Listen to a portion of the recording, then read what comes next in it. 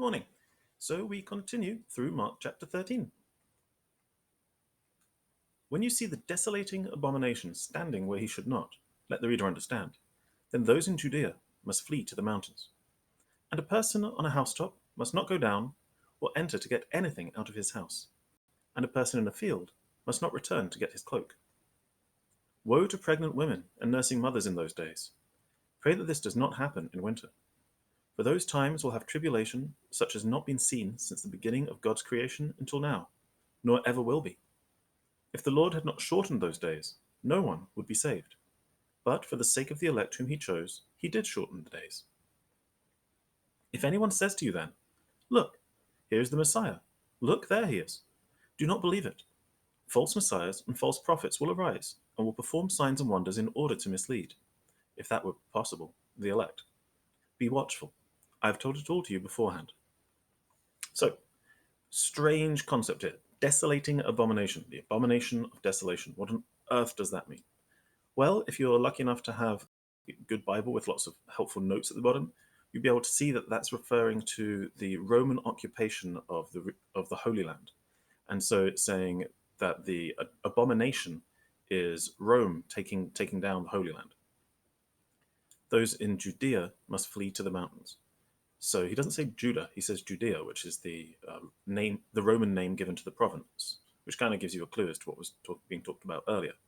But he doesn't say they should fight, which is interesting, because previous kings like King David or judges like Gideon were very much fighters. They were warriors. They really wanted to raise armies and deal with their opponents through bloodshed. That's not Jesus's way. He says, actually, flee. Don't fight. Fighting is of earthly origin, and that's not what my kingdom is about. And so I think that's an interesting distinction there between what many people were hoping for when it came to the Messiah. Many were hoping for this conquering king who would be like a King David come back. And instead they got a loving Jesus who says, if somebody hits you, turn the other cheek, which is not what they were expecting at all. In fact, Jesus even mentions it once more, just like he did in the previous section that we were looking at. He says, false messiahs and false prophets will arise. And I think we still see this in our current day. We still see people who try and found their own religions. And so you might say, well, why can't they do that? If Jesus could do it, why couldn't they do that? The difference, of course, being that Jesus is the Son of God, and Jesus is the fulfillment of many prophecies written 900 years before he was born. And so that's why Jesus is special, because Jesus is God, and God's allowed to found his own religion because he created everything, which is a little bit different. Okay, then he says, but in those days, after that tribulation, the sun will be darkened, and the moon will not give its light, and the stars will be falling from the sky, and the powers in the heavens will be shaken. And they will see the Son of Man coming in the clouds with great power and glory. And then he will send out the angels and gather his elect from the four winds, from the end of the earth to the end of the sky. Okay, so I'm just going to focus on those last two verses. And then they will see, and it's in quotes, the Son of Man coming in the clouds with great power and glory. So Jesus is quoting somebody here. And if you are an excellent biblical scholar, which Jesus was, he really knew his scriptures. He was a rabbi. He had gone through an awful lot of training to be a rabbi. You would have known immediately where that came from. So when Jesus said this, the people who are scholars in the room will have absolutely known that he was quoting one of the four major prophets. In this case, it was Daniel.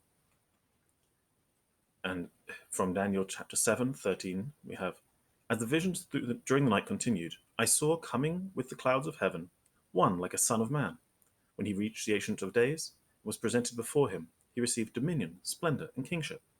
All nations, peoples, and tongues will serve him.